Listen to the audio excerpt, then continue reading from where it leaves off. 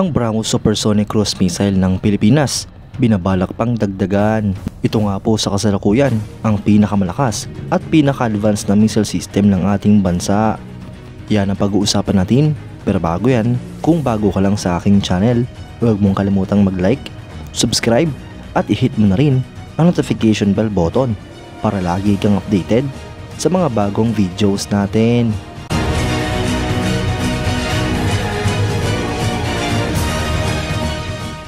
Ang India's BrahMos Aerospace ay kinumpirma na nasa advanced stage na ang discussion kasama ang Philippine Army para sa acquisition ng iba pang unspecified number ng BrahMos anti-ship missile coastal batteries.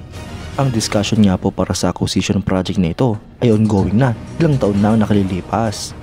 Dahil ang Philippine Army ay merong land-based anti-ship missile system acquisition project para sa dalawang batteries bilang parte ng second list ng Horizon 2 phase ng Revised Armed Forces of the Philippines Modernization Program. Ang proyekto nga pong ito ay na-move sa Horizon 3 dahil nag-fail nga po ito na magkaroon ng kontrata at mapirmahan noong 2022. Base nga po sa mga impormasyon na nakalap ni Max Defense Philippines, ang proyektong ito ay nirevise na at ngayon ay parte na ng Integrated Shore-Based Anti-Ship Missile System Acquisition Project ng Philippine Army at Philippine Marine Corps, kung saan dito nga po ay plano nilang mag-acquire ng total na 9 na batteries ng mga BrahMos Supersonic Cruise Missiles. Ngunit inaantay pa nga po natin ngayon mga idol kung ang proyekto nga pong ito ay maging isa na lamang sa ilalim ng isang kontrata o ipoprocure ito ng magkahiwalay ng Philippine Army at Philippine Marine Corps.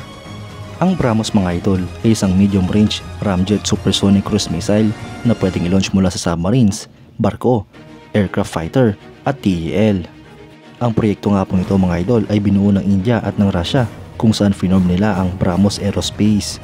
Ang mga missile nga po dito mga idol ay nakabase sa P-800 Onyx.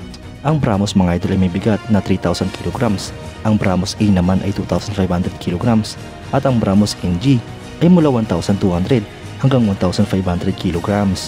May haba naman nga po ang BrahMos na 8.4 meters habang ang BrahMos NG ay 6 meters naman.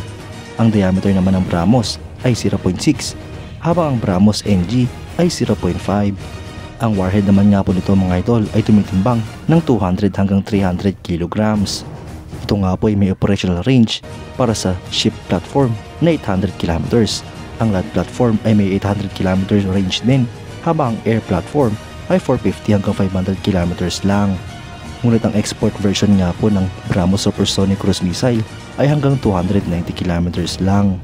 Ang BrahMos mga idol ay may flight ceiling na hanggang sa 15 km at may maximum speed na Mach 3. Mga idol, isa nga po sa pinaka-advanced at pinakamalakas na supersonic cruise missile sa buong mundo, ang BrahMos Supersonic Cruise Missile ng India at ng Russia. Pilipinas nga po ang kauna-unahang export customer nito at siguradong bibili pa ulit ang ating bansa ng mga ganitong klaseng missiles. Noong na nga pong nagkaroon ng Philippine Navy at susunod naman ang Philippine Army. Kayo mga idol, anong masasabi nyo? Comment down below for your thoughts and opinions. At yun nga lang po ang pag-uusapan natin ngayon mga idol. Maraming salamat sa panonood. Huwag nyo rin kalimutang mag-like at subscribe bilang suporta sa ating channel. Mabuhay kayo mga idol!